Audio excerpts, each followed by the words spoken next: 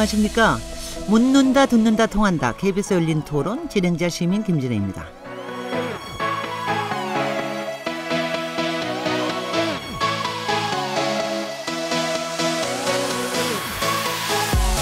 우리 경제의 각종 거시 지표들이 악화하고 있다는 소식이 계속 들려오고 있습니다. 이런 가운데 문재인 정부 2기 경제팀이 꾸려졌는데요. 그리고 기존 소득주도 성장의 정책 기조를 유지하겠다는 뜻을 밝혔습니다. 신임 부총리로 지명된 홍남기 후보자는 현재 한국 경제가 위기라는데 동의하지 않는다. 이런 진단도 덧붙였죠. 그런데 이 부분에 대한 우려의 목소리들도 상당합니다.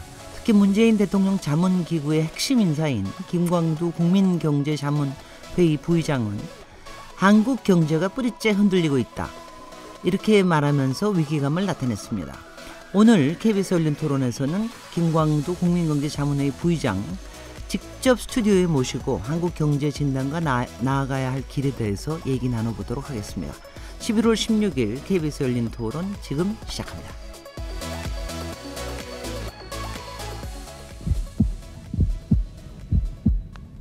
살아있습니다. 토론이 살아있습니다. 살아있는 토론, KBS 열린 토론. 토론은 라디오가 진짜입니다. 진짜 토론, KBS 열린 토론. 네, KBS 열린 토론은 매주 금요일마다 화제 인물을 집중 탐구하는 시간을 갖고 있는데요. 화제 인물을 모실 수 있는 상황에서는 인물 있는 인물 토론에 직접 초대해서 얘기를 나누고, 초대가 불가능할 때는 인물 없는 인물 토론을 통해서 다양한 시선으로 화제 인물을 분석해보고 있는데요. 오늘은 인물 있는 인물 토론 시간입니다. 오늘 방송 이후에 유튜브에서 KBS 열린 토론 검색하시면 영상으로도 보실 수 있습니다. 그럼 오늘 함께 하실 패널분들 소개해드리겠습니다. 두 분 모두 경제 전문 기자이신데요. 고란 중앙일보 기자님 나오셨습니다. 네, 안녕하세요. 박병률 경향신문 기자님 자리하셨습니다. 네, 안녕하세요. 그리고 오늘 인물 있는 인물 토론의 게스트 대통령 직속 국민경제자문회의 김광두 부의장님 모셨습니다. 안녕하세요. 네, 안녕하세요. 네. 패널분들 너무 잘 아시는 것 같더라고요. 패널분들한테 오늘 혼날 것 같습니다. 글쎄요. 자세한 이야기 나누기에 앞서서 김광두 부의장님 간단한 이력을 소개해드리죠. 우선 문재인 정부의 경제정책인 제이노믹스의 틀을 설계한 핵심 인물로 알려져 있습니다. 2007년 한나라당 당내 경선 시절에는 박근혜 한나라당 당시 전 대표를 만나서 이른바 줄푸세, 세금 줄이고 규제 풀고 법 질서 세우기라는 줄푸세의 경제 공약을 만들기도 했었고요. 2010년부터 2017년까지는 국가미래연구원 원장을 역임하셨습니다. 서강대학교 경제학부 석좌 교수 등의 이력을 갖고 계시고요. 학교에 몸담고 있으시면서도 현실 정치와 경제 여러 조언을 하신 실천형 전문가라고 불리시기도 합니다. 혹시 이거 뭐 빠진 게 있습니까? 네, 석좌 교수는 이력이 아니고 현재입니다. 네네. 그렇군요. 언제 그러면은 학교 은퇴는 언제부터 하셨습니까? 교수로서의 은퇴는 65세 정년이니까요. 네네. 한 7년 됐죠. 너무 좋아 보이시는데요. 동안이십니다. 어떻습니까? 네. 경제 지금 이제 특히 노벨 경제학상 타고 이러는 사람들 보면 나이 드신 분들 상당히 있는데 네. 경제학 쪽에는 연배가 드시고 하면은 훨씬 더 지혜가 높아집니까? 아니면 현실을 보는 눈은 좀 더 정확해지지만 네. 분석 능력은 좀 떨어집니다. 네. 그러면 근데 보는 눈은 하고 현실 분석하고는 어떤 차이가 있습니까? 분석은 이제 툴이니까요. 네. 통계를 가지고 여러 가지 이렇게 방법론을 동원해서 네. 이리저리 살펴보는 거고요. 네. 눈이라는 거는 이제 가치관도 들어가는 거고 경험도 들어가는 거고 네. 또 통계만 가지고 알 수 없는 인사이트가 그 속에 그동안의 경험을 통해서 형성되는 거죠. 근데 어떻습니까? 제가 미리 이런 얘기해도 좋을지 모르겠는데 경제학자의 경우에는 그 현실에 대한 눈이 아무래도 어느 사람이나 자신의 가지고 있는 가치관이나 뭐 어떤 경우는 이념이나 이런 것들이 작동하게 마련인데 경제학자의 경우는 어떻습니까? 마찬가지죠. 마찬가지예요. 네. 네. 그 가치관이 조금씩 다 다르기 때문에 네. 생각이 다를 수 있죠. 네. 제가 지금 이렇게 말씀드리는 이유를 뭐 청취자분들은 다 아실 겁니다. 그러니까 박근혜 정부의 뭐 줄부세 공약이라든가 이런 거를 하시는 굉장히 중요한 역할을 하셨는데 그다음에 문재인 정부에서 또 제이노믹스 설계를 하셨단 말이죠. 이런 부분들에 대해서 뭐 일각에서는 조금 이제 뭐 방향이 다른 게 아니냐 이런 얘기를 하실 수도 있을 테고 그런가 하면 경제학자로서의 소신도 있으실 텐데요. 뭐 첫 질문으로 받아주시죠. 기본적으로 저는 보수 시장 경제주의자고요. 네. 그런 관점에서 항상 얘기하고 주장을 합니다. 네. 문재인 대통령께서 그 입장을 사겠다. 그 입장을 내가 조화롭게 반영하겠다. 그러니 도와달라. 그래서 돕게 된 겁니다. 네. 근데 죄송합니다. 경제 두 분 기자님. 네. 제가 처음에 좀 묻고 싶은 얘기가 좀 있어서 그리고 이런 얘기 재밌잖아요. 네. 열심히 듣고 있습니다. 근데 어떠세요? 일단 문재인 대통령을 평가를 하자 그러면은 이른바 보수 진보 쪽의 가치에 있어서나 아니면 시장과 또 뭐 우리 이제 공정 경제에 대한 부분에 있어서나 그런 부분의 밸런스에 대해서 어떻게 판단하고 계십니까? 우리 사회가 보수니 진보니 하고 이렇게 구분하는데 네. 엄격하게 보수가 뭐고 진보가 뭡니까? 물어보면 참 애매합니다. 그래서 그렇게 얘기를 하기에는 좀 복잡하고요. 문 대통령은 일단 어려운 사람들에 대한 애정이 많다. 네. 일단 그렇게 생각합니다. 네. 본인의 이 스탠스 자체는 상당히 실용주의적인 편 아니십니까? 문재인 대통령이 어떻게 판단하고 계십니까? 실용주의적이시죠. 네. 실용적이신데 이제 어려운 사람들을 좀 더 잘 살게 하도록 해야 되겠다 하는 데 있어서 그 방법론은 그거는 전문가 역할 아니겠습니까? 그래서 전문가들한테 그거는 맡기는 거죠. 네. 네. 이 정도로 이제 첫 화두를 열어보도록 하고요. 제가 다른 인터뷰 자리라면 훨씬 더 깊게 좀 여쭤보고 싶지만. 더 하시죠. 아니, 뭐 좀 이제 아픈 질문도 하고 막 이러면서 하고 싶지만 오늘 이 정도까지만 하고요. 일단은 이제 문재인 정부의 핵심 경제축, 제이노믹스 설계자라고 이제 알려져 있으신데요. 지금 현재 문재인 정부의 경제 전반에 대한 평가를 좀 먼저 하고 좀 시작하시죠. 지금 1년 반 됐습니다. 네, 평가라는 거는 이제 기준이 있어야 되지 않겠어요. 네. 무엇을 기준으로 평가하느냐. 그런데 문 대통령께서 내세운 것이 일자리였습니다. 그래서 지금도 집무실에 일자리 판이 있잖아요. 네네. 그리고 문 대통령께서 내세운 경제 비전이 사람 중심 경제였거든요. 네. 그래서 일자리가 중요한데 그 일자리를 성적의 기준으로 따지면 성적이 별로 좋지가 않죠. 네. 왜냐하면 금년 10월 현재 실업자 수가 약 97만 3천 명입니다. 이것은 18년 전 99년 10월 이후에 최대치입니다. 그러니까 IMF 위기 있고 난 다음에. 네, 네. 그렇기 때문에 성적표는 좋은 건 아니다. 네. 네. 그거죠. 일자리 하나만 가지고서만 딱 얘기를 하시는 다른 거는 복잡하죠. 네. 뭘 갖고 얘기를 해야 되느냐. 네. 종합적으로 나오는 건 일자리입니다. 네. 아. 예. 그래서 그럼, 네.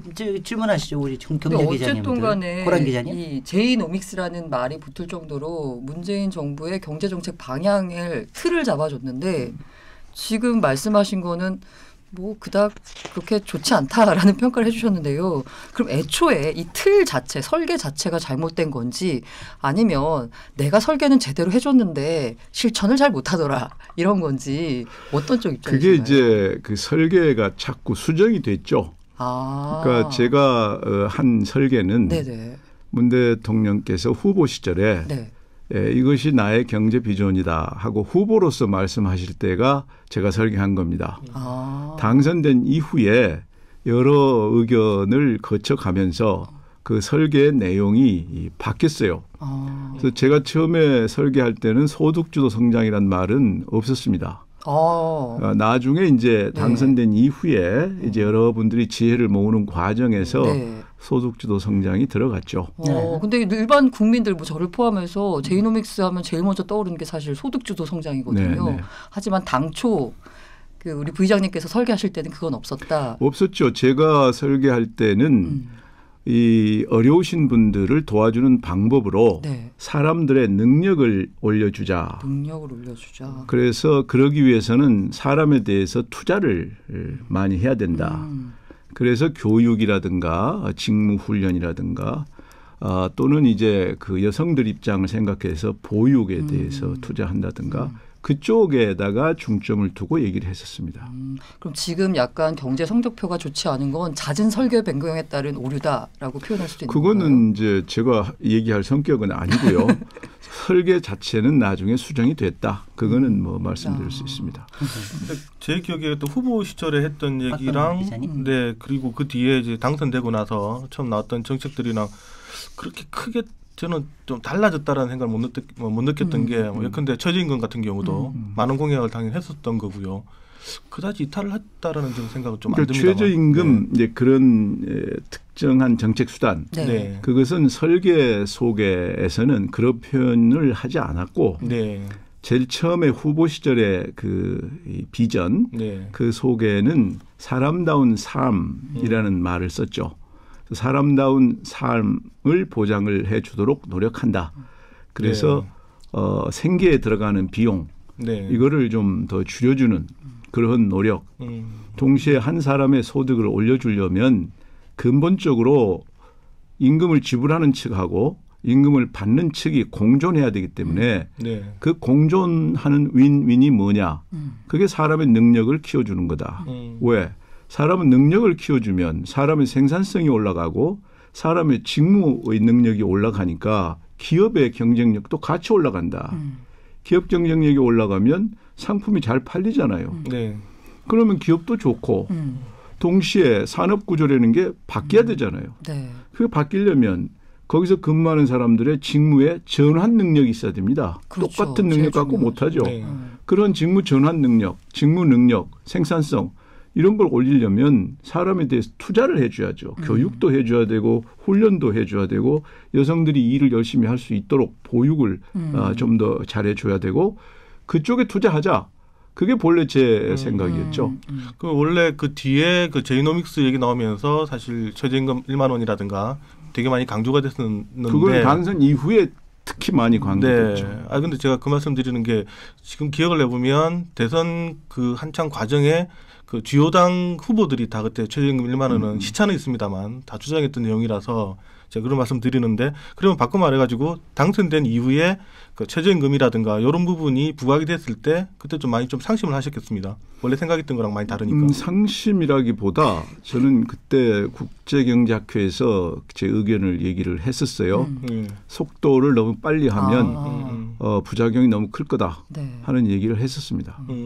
지금 다 이렇게 질문 드리는 전제가 지금 경제 정책이 잘못됐다, 점수가 안 좋다라는 전제에서 드린 질문인데요. 그래도 시작이니까 그래도 그 문재인 정부 경제 정책 가운데 가장 후한 점수를 줄 수 있는 부분이 있다면 무엇인지, 그 후한 점수 줄 수 있는 게 꼽기 어렵다. 그러면 가장 나쁜 점수는 무엇인지. 좋은 게 네. 갑질 문화의 경영이나 기업 경영 또는 여러 가지 그 거래 관계에서 네네. 갑질 문화를 많이 없애는 네. 그런 거는 참 잘한다고 봅니다. 네.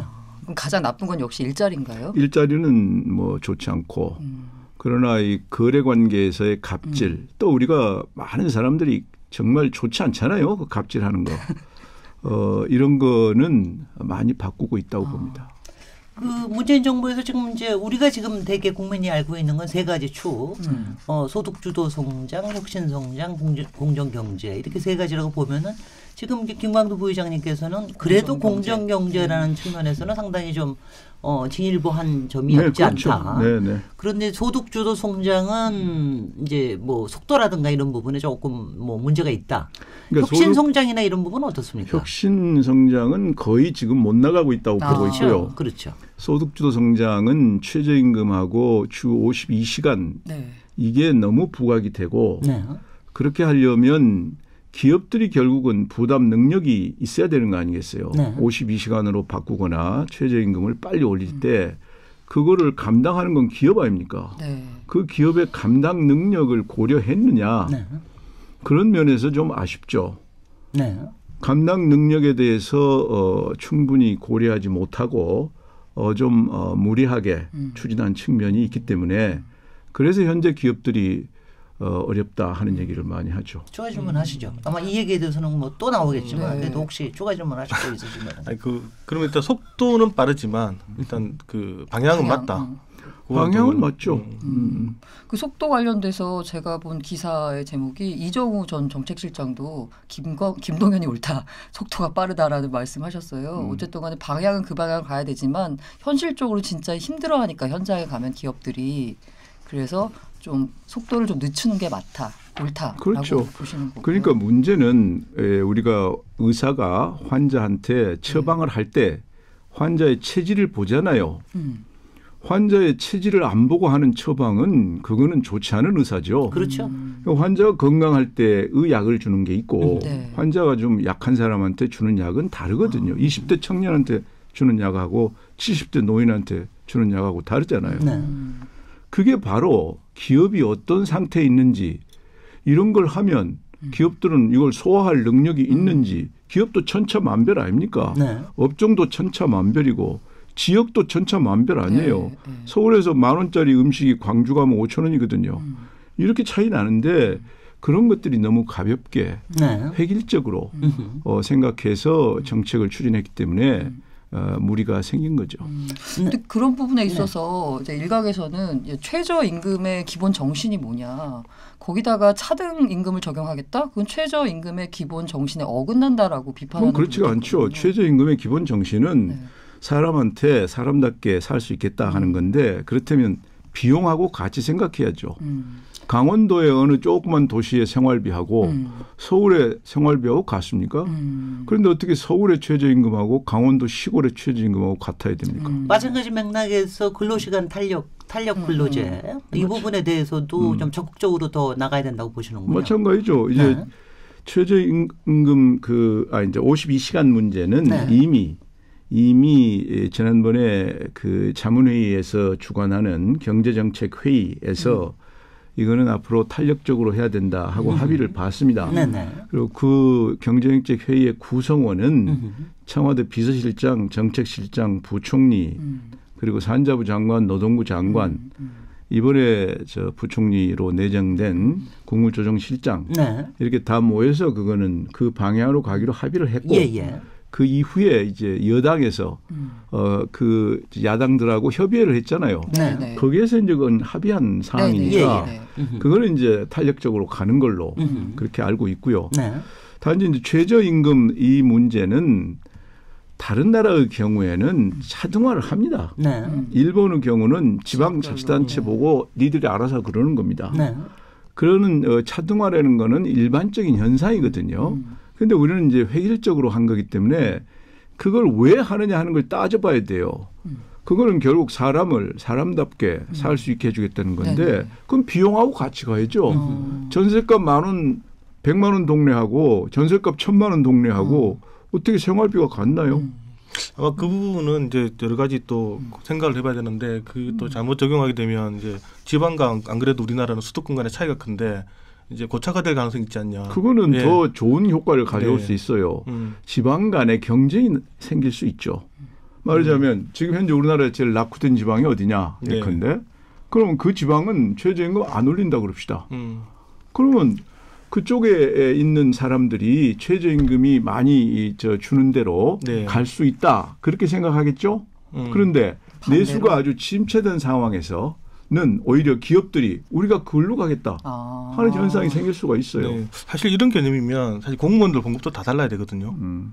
그러니까 그런데 네. 그거는 이제 동일 노동, 동일 네. 임금을 얘기할 때의 문제입니다. 네. 공무원이 하는 일의 성격 이거는 대체적으로 어느 정도는 유사해요. 네. 그거는 법에 바탕을 두고 법규를 해석하고 그것에 의해서 정하는 거니까. 그러나 시장의 이 업종은 천태만상입니다. 음식점도 얼마 달라요. 양식 있고 한식 있고 중국식 있고 뭐 터키식, 태국식 거기다가 똑같은 터키식도 급이 다르잖아요. 우리 김 의원님께서는 고급으로 가실 거고 우리 같은 사람은 저급으로 갈 거고. 잘못 보셨습니다. 처음 보셨습니다. 그렇기 때문에 네. 시장의 다양성은 인정하고 들어가야 된다. 저는 그렇게 생각합니다. 네, 이 논쟁은 아니니까요. 네. 근데 뭐 여기 좀 조금만 더 얘기를 해보면은요. 얘기 나온 김에 저기 이런 점에서 보면은. 그러니까 최저임금에 대한 속도 조절은 이제 이미 다 정치권에서도 또 정치권에서 다 일종은 합의는 한 것 같아요. 아직 충분히 합의는 안 됐죠. 충분히 합의는 네, 뭐 그래도 이제 큰 방향으로 그렇게 얘기가 되고 있는 것 같고요. 근데 이제 52시간 탄력 근무제 이 부분은 사실 초기부터 업종에 대해서 또 시기에 대해서 굉장히 얘기가 많다가 이제는 좀 필요한 게 아니냐 해가지고 가는데 이런 부분에 최근에 민주노총이나 이런 부분은 상당히 이제 좀 강력 반발하는 이런 모습을 좀 보이고 있습니다. 이런 부분에 대한 생각은 어떻게 하고 계십니까? 그러니까 그거는 이제 윈윈의 각도에서 네. 생각을 해야죠. 민주노총은 그 나름대로 입장이 있겠죠. 네. 그런데 우리 사회 전체적으로 고용을 누가 하느냐? 기업이 합니다. 그럼 기업의 입장도 생각해 줘야 되는 거 아닙니까? 그러니까 기업의 입장도 생각해 주고 또 거기에서 일하는 노동자 입장도 생각해 주고 해서 둘이 다 좋은 방향으로 이게 나가야 되는데 네. 52시간은 탄력제로 가야 된다. 하고 지금 이제 많은 의견이 수렴이 된 것은 기업들이 일단 일거리를 확보해야 그래야 일자리가 유지가 되는 거 아닙니까? 네. 일거리를 확보 못하면 일자리가 어떻게 유지가 됩니까? 그런데 주문이 가령 해외에서 들어온다. 2달에 집중적으로 이거를 생산해야 되고 그다음 2달은 별로 일이 없다. 그 문제 어떻게 해결합니까? 그건 탄력적으로 해야 네. 2달간 주문이 완전히 많이 들어올 때는 뭐 좀 더 일 많이 하고 별로 주문 없을 땐 좀 일 덜 하고 그렇게 하는 거거든요. 그게 대체적으로 거의 모든 나라가 다 그렇게 하고 있습니다. 네. 뭐 조사점만 있으십니까, 고란 기자님? 아니 그 부분에 대해서도 뭐 이것만 가지고 너무 오래 갈 것 아니 뭐 지금 시간 충분히 있으시니까. 아니 이게 이제 그 상식선에서 이해를 하면 그 맞죠. 기업 주문이 몰릴 때 당연히 일 많이 하고 없을 때는 조금 좀 덜 일하고 하는데 항상 지금까지 우리 그 노동의 역사를 보면 항상 이렇게 자본가가 극단의 조건에서 항상 노동을 시켰거든요. 그러니까 민노총에서 생각하는 방향은 52시간 탄력 근로제를 6개월로 이렇게 늘린다 기간을. 그러면 아마 이 자본가들은 극단의 근로 조건을 만들 것이다라는 거고 자본가들은 야 우리가 뭐 일부러 극단을 만들겠냐 그냥 업황에 따라서 그 기업 사정에 따라서 그냥 상식적인 수준에서 하겠지라고 하는 거고 이렇게 제가 싸우는 근본 원인에는 양측 간의 불신의 늪이 굉장히 깊지 않나라는 생각이 들거든요. 있죠. 네. 불신 때문에 이제 모든 것이 모든 문제가 발생하는 건데 그게 이제 노동시장의 주권, 노동시장에 있어서의 그 노동시간 이걸 누가 정하냐 하는 데 대한 상호 불신이 있는 겁니다. 네. 그런데 요즘 봅시다. 요즘 이 기업하는 사람들이요. 종업원들이 갑질 신고를 하도 하는 통에 아주 어려운 경험을 많이 겪습니다. 또 어떤 경우는 자기가 뭔가를 잘못해서 네. 그래서 이제 불이익을 당했는데 그걸 갑질이라고 신고를 합니다. 그런데 현재 우리의 흐름은 일단 갑질했다고 신고하면 아주 괴로운 경험을 할 수밖에 없어요. 그러니까 과거에 영등포에서 공장 돌릴 때는 그때는 일자리가 너무 없어서 그래서 사용자가 지 맘대로 착취했죠. 그런데 지금은 벌써 달라졌어요. 지금은 그러면 곤방 고발하고 곧바로 이 사용자가 이 여러 군데로부터 호출을 당하고 그런 걸 가능하게 해주는 게 다 지금 SNS입니다. 지금 SNS에 내가 올리면 곧바로 다 알아요. 네. 내가 이거 여기 휴대폰 갖고 녹음해가지고 사진 찍어가지고 내가 이렇게 당했습니다. 곧바로 가만 안 놔둡니다. 그렇기 때문에 노동시간을 과거처럼 사용자가 내 마음대로 너 정말 오늘 내가 혼내줄 거야. 뭐 이런 마음으로 하는 거 그건 옛날이다. 지금은 그러질 못해요. 현실적으로 하기가 어렵습니다. 예. 또 뭐 그건 뭐또 그 왜냐하면 제가 이제 그 두 분은 다 노동자셔서. 그 기업주적인 측면에서 볼 때도 있고 네. 왜냐하면 저는 기자니까 네. 그 사용주에서도 얘기를 많이 듣지만 네. 또 소위 말해 직원들한테도 얘기를 많이 듣는데 제가 최근에 들은 또 얘기는 또 다른 사례들이 많아가지고 네. 그 분명히 저 의장님 말씀이 맞습니다. 그게 과거랑 비해서 많이 달라졌는데 여전히 이제 지방의 중소업체로 가면 억울한 일을 당하고도 제대로 뭐 신고를 못 한다든가 그걸 저는 아주 제 가까운 분들한테 그러니까 그거를 때문에 예. 그거는 이제 굉장히 애매하고 또 어려운 네. 거 아니에요. 부부지간에도 네, 예. 부부싸움 왜 합니까? 그 델리케이트 아주 그 좀 이상한 것들이 있지 않습니까? 네, 예. 그러니까 한 단체 뭐 그 조직이 5명이든 3명이든 간에 갈등이 반드시 거기에서 있을 수 있는 건데 네, 예. 그동안에 우리가 가정하기를 사용자가 강자 네네네. 그리고 거기서 일하는 사람은 약자로 약자, 봤잖아요. 그렇다면 근본적으로 이 강자와 약자라는 그 고정관념이 지금도 그대로 가는 거냐 하는 데 대해서 우선 다시 한번 생각해 볼 필요가 있고 또 하나는 그거를 근본적으로 해결하는 방법은 그 사람의 능력을 좀 더 올려주면 돼요. 그러니까 그 사람이 그 고용자가 아니더라도 다른 딴 데서도 그 사람을 탐내는 그런 사람으로 만들어주면 또 그런 대접 안 받는 겁니다. 항상 이 대접이라는 거는 대체 가능성이 높을 때 가령 박 기자가 네. 경향신문에서 이 편집자라든가 선배들이 볼 때 쟤가 아니면 이 기사는 못 써. 그럴 때 존재 가치가 있죠. 지금 말씀하신 건 저 경제학적인 아주 우리가 시장의 합리적이라고 생각할 때고 실제로 우리가 조직에 들어가 보면 거기에 대한 학벌도 있을 수 있고요. 분파도 있을 수가 있고 사실 이게 또 사회라는 생각이 드는데 최근에 또 양진호 회장 건도 있었지 않습니까? 그러니까 저도 사실 원론적으로는 부회장님 말씀에 상당히 공감을 하고 저도 경제 담당 기자니까 당연히 경제 원리상 그렇게 돌아가야 되는데 최근에 뭐 여러 가지 갑질 말씀도 하셨습니다만 중소기업이 여러 내려가 보면 우리가 상상하지 못했던 너무나도 많은 일들이 실체를 하고 있었고요. 심지어 대기업에서도 뭐 얼마 전까지 뭐 땅콩 항공 논란까지 있었던 정도로 그러니까 이제 그런 부분들이 실체를 하다 보니까 우리가 또 생각하는 이제 머릿속에서 생각하는 것 또 우리가 또 만나는 사람들에 대한 이 누구를 만나고 또 현실이 어떤가에 따라 가지고 또 달라질 수 있다라는 그러니까 또 이런 부분들도 우리가 같이 이제 또 사회 현상을 볼 때 네. 특별한 사건 몇 개를 가지고 사회 전체를 평균적으로 판단하면 그건 안 되죠. 네. 어떤 사회든 양진호 씨 같은 그런 조금 이상한 그런 사람은 항상 있는 거고 또 최근에 너무 많이 나왔거든요. 아니 그러니까 요새는 그런 네. 사용자들 중에 이상한 사람이 자꾸 부각되는 게 네. 이제 아까 제가 말씀드린 대로 이 정부 들어와서 갑질에 대해서는 철저하게 고치겠다 네. 하는 정부 의지가 강하니까 네. 그걸 어필하면 통하니까 나오는 네. 겁니다. 네. 과거에는 그런 것에 대한 어필을 해도 네. 별로 잘 안 받아졌기 때문에 네. 못한 거고 네. 그러니까 그이 정부 잘한 거예요. 네.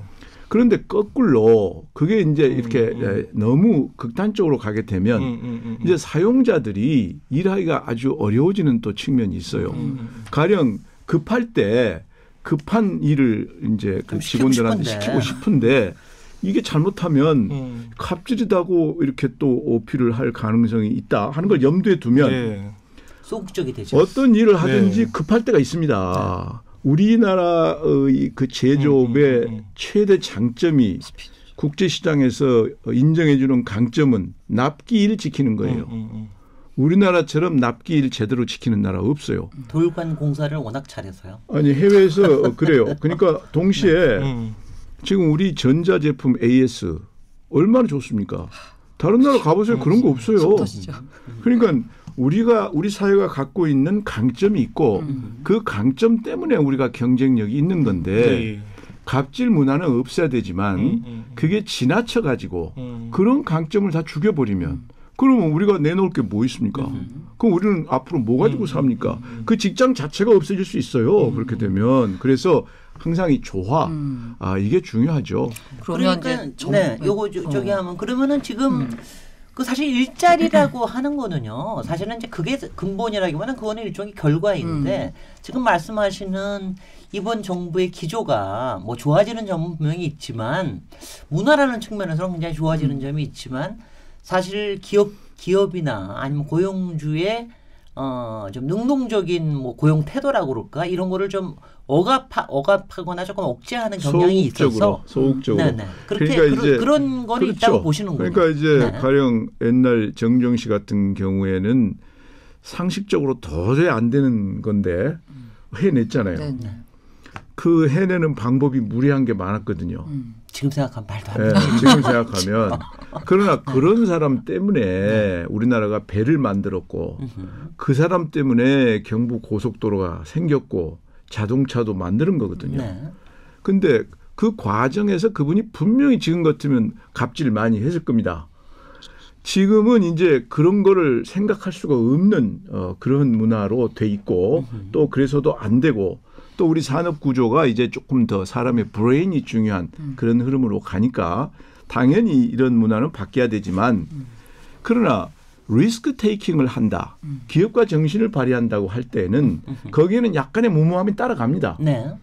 그럼 그 무모함을 전혀 발휘할 수 없게 모든 것이 경직화돼 버리면 획일적으로 그럼 우리가 앞으로 나가기가 어렵죠. 예. 자, 저기는 이게 뭐 서로 스탠스도 좀 다르고 그리고 큰 틀에서는 사실은 이제 같은 생각을 할 수도 있는데 근데 하여튼 간에 굉장히 미묘한 이슈이기 때문에 여기까지 저기를 하고요. 그리고 뭐 일단 시작한 것까지 거의 다 얘기를 한 것 같습니다. 이제 지금 현안 돌아가고 있는 것 중에서 조금 잠깐 질문을 하자면 당장 이겁니다. 이것도 또 싸움 붙이게 하기 위해서 하는 건데요. 일단은 지금 제2기 경제팀이 꾸려졌다고. 솔직히 뭐 정책실장이 꼭 경제팀장이라고 그럴 수는 없는데 여하튼 김수현 정책실장 바뀌고 홍남기 일단 경제부총리 내정되고 그러면서 김동연 장하성 사이에 있던 이른바 투톱 체제 갈등이 이제 좀 바뀌지 않겠느냐 하는데 이 부분에 대해서는 지금 어떻게 보고 계십니까? 이번에 대통령께서 인사를 할 때 네. 아마 우선적으로 생각했던 것이 이 갈등 해소였다. 그렇게 저는 판단합니다.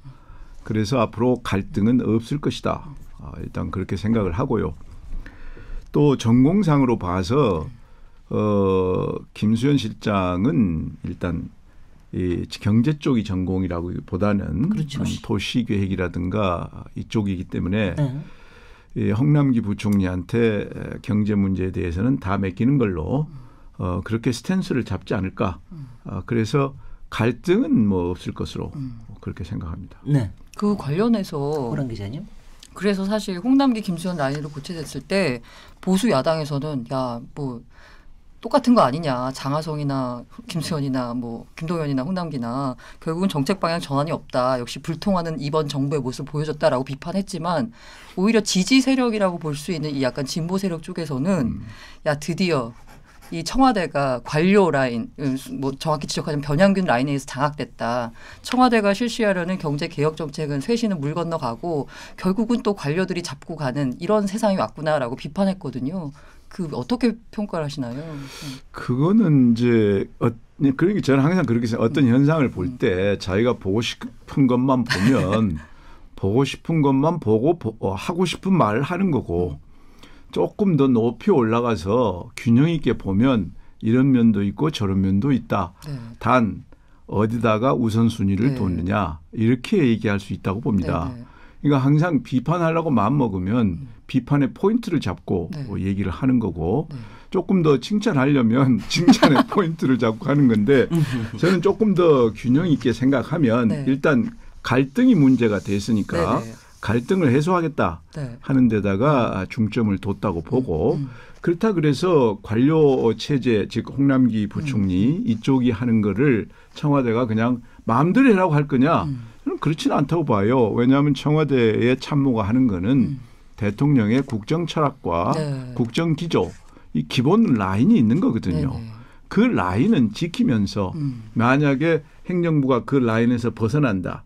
또는 그런 철학에서 전혀 다른 내용의 정책이 나온다. 그거는 컨트롤할 겁니다. 그런 관계로 서로 갈 것이다. 이렇게 봅니다. 근데 아까 말씀하신 것 중에서 나왔는데 김수현 실장은 경제를 잘 모르니 아마 뭐 이렇게 홍남기 부총리 중심으로 갈 거다. 실제로 이제 김수현 실장이 원톱이다라고 말을 했고 본인이 잘 모르니까 밑에 경제수석인 윤정원 역시 관료죠. 관료가 역시 경제 쪽을 담당을 할 것이고 그렇게 보면은 그 진보 세력에서 말하는 역시 관료에 장악됐다 이렇게 해석하는 게 오히려 더 그거는 저는 그렇게 안 봐요. 네. 그거는 이제 김수현 실장을 좀 너무 가볍게 본다 그럴까요? 김수현 실장 나름대로 귀가 있잖아요. 그 자기하고 오랫동안 일했던 많은 전문가 그룹이 있는 거고 그 전문가 그룹 얘기를 안 듣겠습니까? 그걸 다 들어서 지금 저거는 아니다 한 것이 컨센서스면 그걸 반영하려 하겠죠. 그러니까 그건 너무 이 새로 정책실장 되신 분이 가볍고 자기는 뭐 귀도 없고 뭐 이렇게 생각하는 거죠. 그건 좀 지나치다고 봅니다. 네, 박건희 기자님. 네. 그러면 이제 그 전체적으로 그러면 정책 앞으로 방향은 어떻게 보시나요? 그러니까 지금까지의 방향에서 조금 더 예를 들면 뭐 그 기존 방향을 그대로 밀고 나갈 것인지 아니면 상당 부분 수정을 할 수 있다고 보시는지. 저는 수정할 수 있다고 봅니다. 그러니까 기본 라인 대통령이 갖고 있는 기본 국정 기조 네. 그건 유지하겠죠. 그렇지만 지금까지 부작용이 많은 걸 경험을 했기 때문에 그 부작용을 고치는 쪽으로 보완 수정할 거다. 그렇게 생각합니다. 그러니까 근본적으로 국정 기조는 특히 경제 부문에서 국정 기조는 계속 유지된다. 다만 현장의 사정에 따라서 유연하고 좀 탄력적으로 여러 가지 세부적인 경제 정책을 조금 조율하고 하는 이런 부분들은 좀 분명히 있겠다. 네, 이렇게 네. 판단하고 계신데요. 네. 제가 이 지점에서 한번 여쭤보겠습니다. 그 국민경제자문회의 이 회의가 제가 알기에는 김대중 정부 때부터 네, 만들어진 걸로 알고 있어요. 네. 그때 이제 외환위기, IMF 위기 네. 있고 난 다음에 상당히 심각해서 이제 만들어진 걸로 알고 있는데 지금 청와대에 이 외에도 솔직히 뭐 일자리위원회도 있고 많죠. 굉장히 많아서 솔직히 이 의사 결정의 구조가 어떻게 되는지 지금 자문회의는 자문회의지만 의장은 대통령이 돼 있으시죠. 그래서 이게 어떻게 의사 결정이 됩니까? 우선 이제 각종 다양한 자문회의는 전문가나 또는 민간의 의견 이거를 잘 수렴해서 네. 그거를 정책에 반영하도록 노력하는 그런 기구들이고요.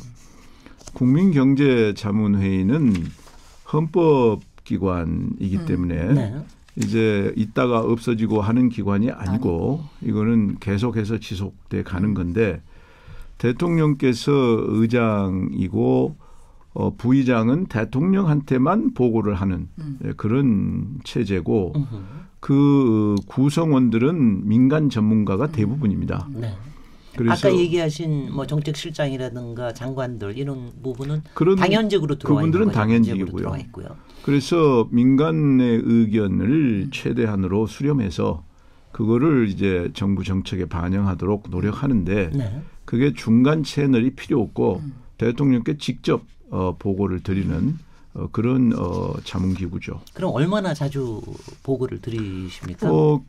개인적으로는 뭐 가끔 드리고요. 네. 전체적으로 모이는 거는 자주 못하고 있습니다. 네. 그래서 제가 본 기사 중에 거란 기자님. 자문회의가 올해 들어서 전체 회의는 한 번도 안 열렸다. 맞습니다. 이게 과연 의미가 있나. 결국은 그냥 뭔가 방패막이를 세워둔 거 아니냐라는 말까지 나오더라고요. 그건 저도 참 부끄럽게 생각하고요. 네. 이 대통령께서 참석해야 되기 때문에 이제 이거를 전체 회의라는 것 자체가 대통령께서 참석해야 됩니다. 그런데 금년 상반기는 남북 문제에 거의 뭐 시간을 다 뺏기셨고 하반기 들어와서는 해외 순방이 참 많아요. 그러니까 중간중간에 이게 시간을 이렇게 내야 되는데 그걸 지금 못 내셨죠. 그래서 12월에는 꼭 하기로 1년에 뭐 한 번이니까 좀 부끄럽습니다만 아무튼 12월에는 하기로 했고요. 아까 팀이 바뀌었는데 그 한 가지 추가할 게 이게 있는 것이 한 가지 주목해 주셨으면 하는 것이 산업 경쟁력 강화 이쪽에 아마 상당히 노력할 겁니다. 네. 이 세 팀이 그게 지난번에 아까 말씀드린 그 경제 정책 회의 거기에서 12월에 산업 경쟁력 강화에 대해서 대통령을 모시고 본격적으로 얘기해 보자. 그래서 그걸 기재부도 지금 준비하고 있고 산업통상자원부인가요? 거기서도 준비하고 있고 국민경제자문회의에서도 준비하고 있습니다. 네.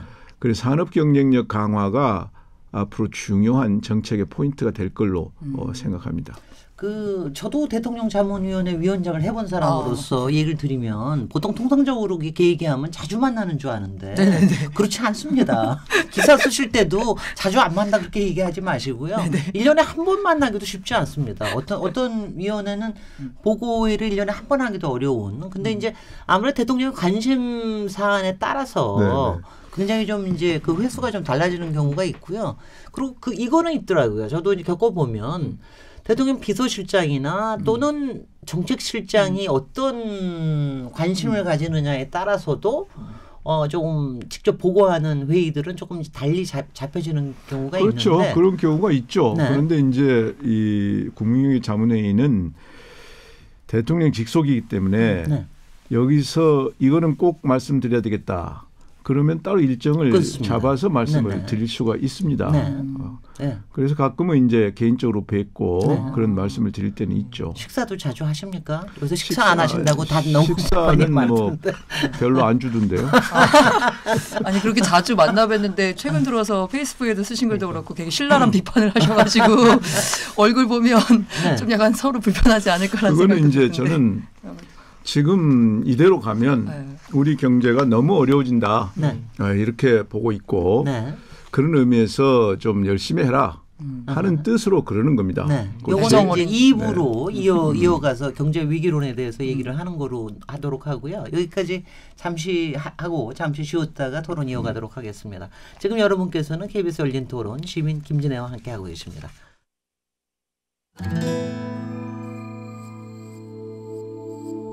네, KBS 열린 토론, 인물 있는 인물 토론. 오늘은 대통령 직속 국민경제자문회의 김광두 부의장 게스트로 모셨고요. 고란 중앙일보 기자님, 박병률 경향신문 기자 이 두 분 패널과도 함께하고 있습니다. 이 두 번 2부는 한국 경제 위기론에 대해서 좀 얘기를 하겠습니다. 뭐 솔직히는 세계 경제가 뭐 10년마다 한 번씩 위기가 다가온다. 98년, 2008년 또 올해가 또 마침 2018년. 뭐 이런 얘기도 있지만 김광두 부의장님께서는 아주 심각하게 좀 얘기를 하셨어요. 물론 이제 경제부총리 후보자께서는 뭐 위기란 경기 침체나 위기라는 데 표현에는 동의하지 않는다고 하셨는데 김광두 부의장님께서는 SNS에서 아주 세게 쓰셨습니다. 한국 경제 뿌리째 흔들리고 있다. 어떻게 왜 이렇게 뿌리째 흔들리고 있습니까?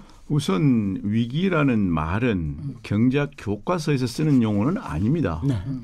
이거는 우리가 흔히 상식적으로 쓰는 위기라는 뜻을 경제에다 원용한 거죠. 가령 우리가 썼던 외환 위기 97년 이거는 외환이 모자라서 이대로 가면 국가가 파산한다 하는 위기였죠. 그래서 IMF에 손을 내민 거 아닙니까?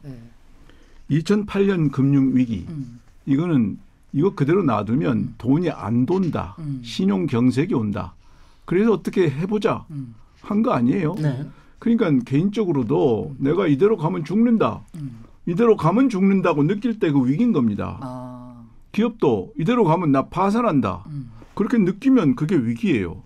그러니까 지금 현재 이제 우리가 왜 저는 위기다 이렇게 생각을 하냐 하면 우리가 경제를 볼 때는 구조와 현상을 두 가지를 동시에 봅니다.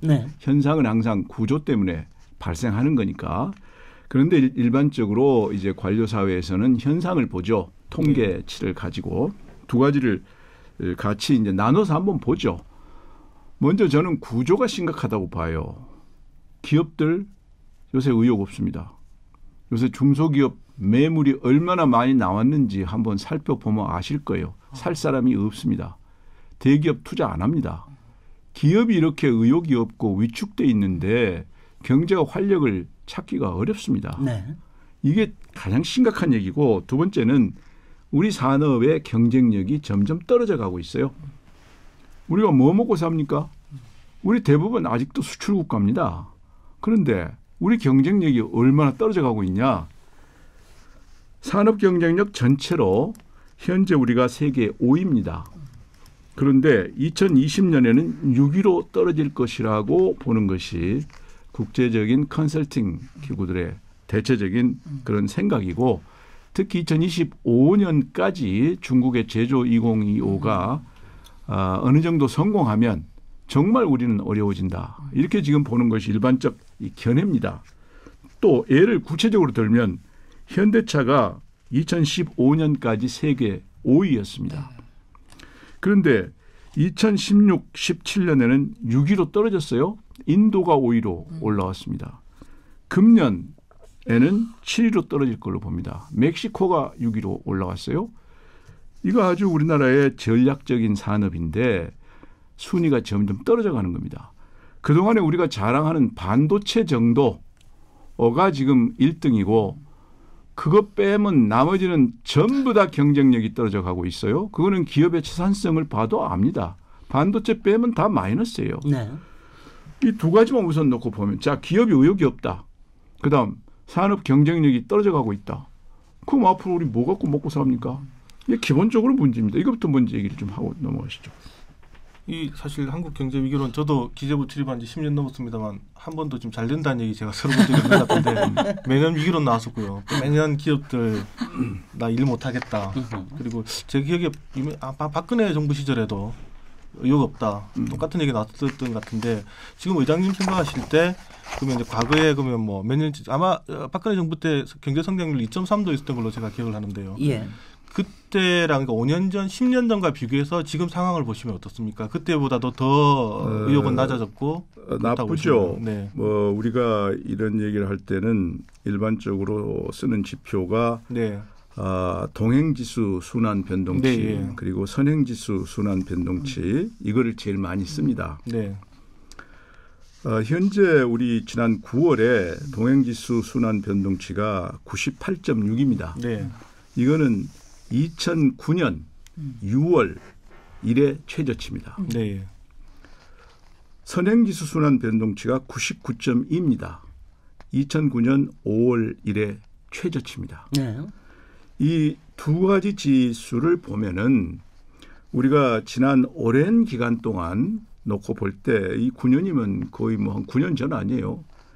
이 아주 좋지 않은 상태다. 또 제조업의 생산지수 이게 어떻게 되어 있느냐 하는 걸 보면 외환 위기 수준입니다. 지금 현재 생산지수가 감소하고 있는 것이 특히 중소기업은 생산지수 감소가 더욱더 심한 그런 지수를 보이고 있고요. 제조업 가동률 지금 1월 9월 평균 71.8% 나왔잖아요. 이거는 1998년 외환 위기 그때 67%였습니다. 이 일의 최저입니다.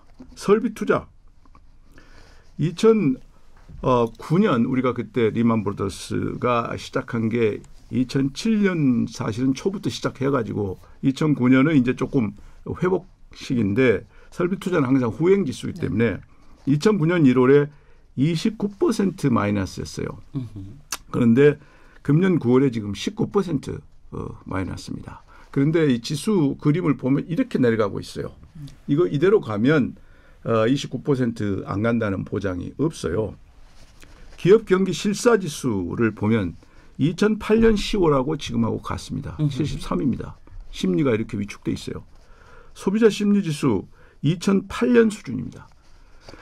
이런 현상적인 걸 봐도 그냥 기업이 항상 뭐 장사가 뭐 잘 되는 사람 없죠. 그런 수준이 아니다. 현상 자체도 통계적으로도 위기 시절에 우리가 경험했던 그런 지수가 지금 다 나오고 있는 겁니다.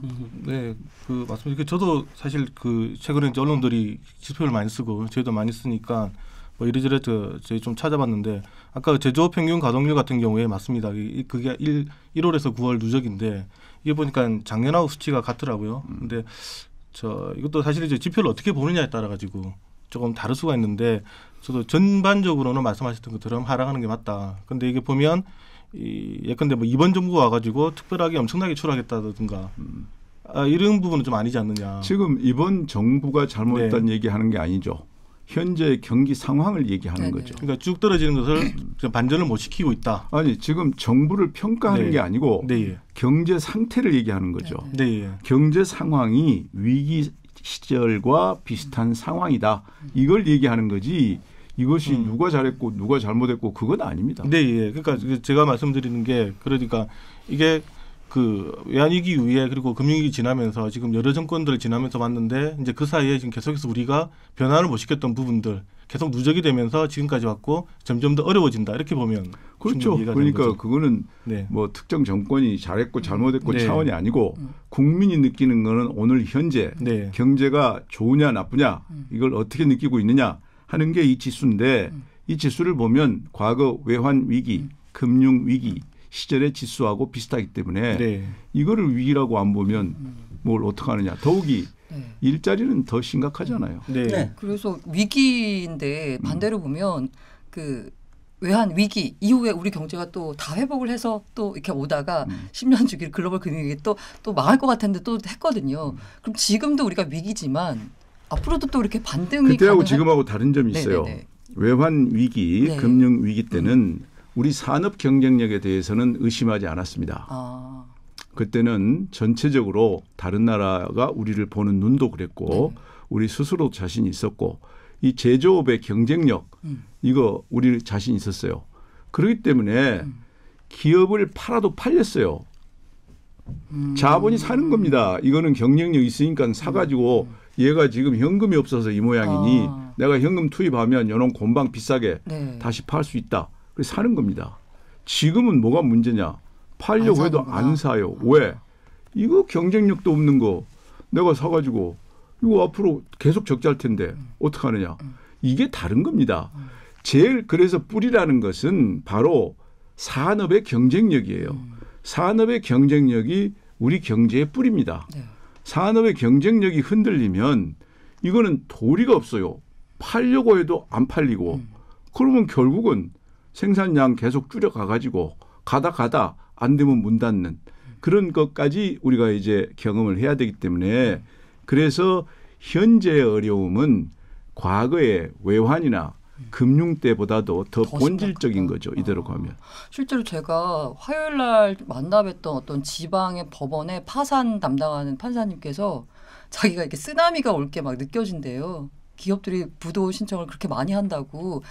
그래서 점점 쌓여서 내년에는 부도 정말 신청 걱정된다. 플러스 아, 지금은 괜찮은 기업을 내놔도 안 팔려요. 아예 안 팔리는. 왜냐하면 산다는 거는 내가 다시 팔 수 있어야 사는 거지. 그렇죠. 내가 다시 팔 수 없다 그러면 왜 삽니까? 그걸 살 때는 얼마나 정확하게 평가를 하고 삽니까? 내가 돈을 뭐 100만 원, 200만 원 투자하는 것도 아니고 지금 잘 안 팔려요. 이게 말하는 겁니다. 이게 우리가 지금 어느 상황에 있는지를. 근데 이제 이런 것도 좀 있는 것 같아요.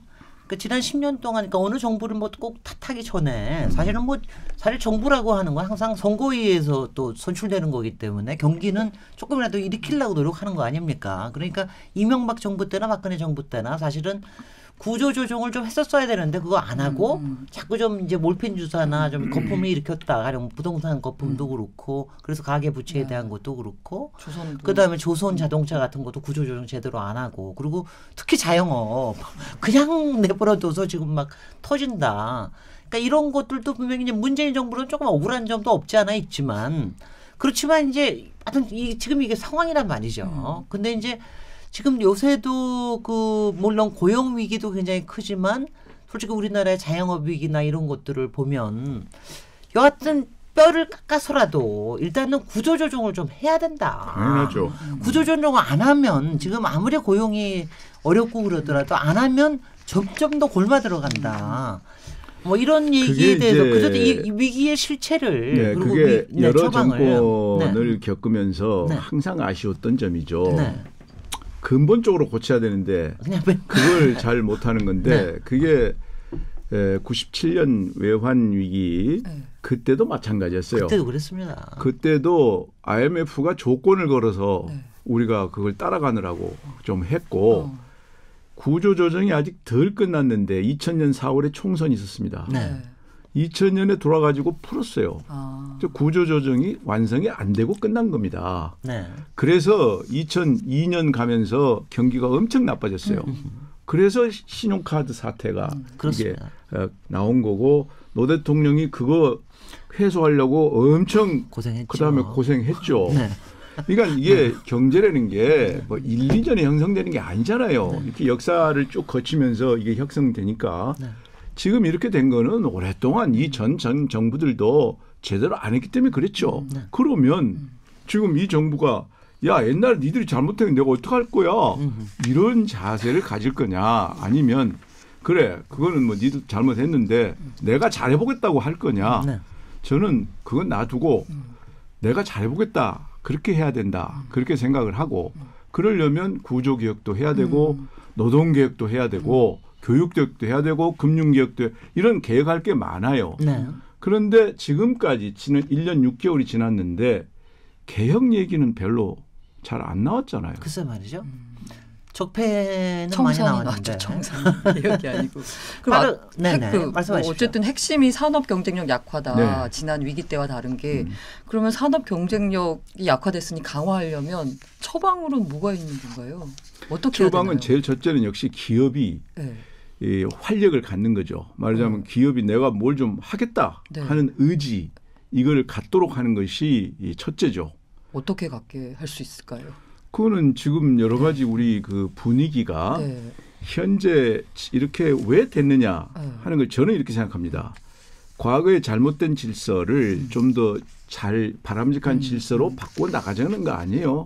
지금 이 흐름이라는 게.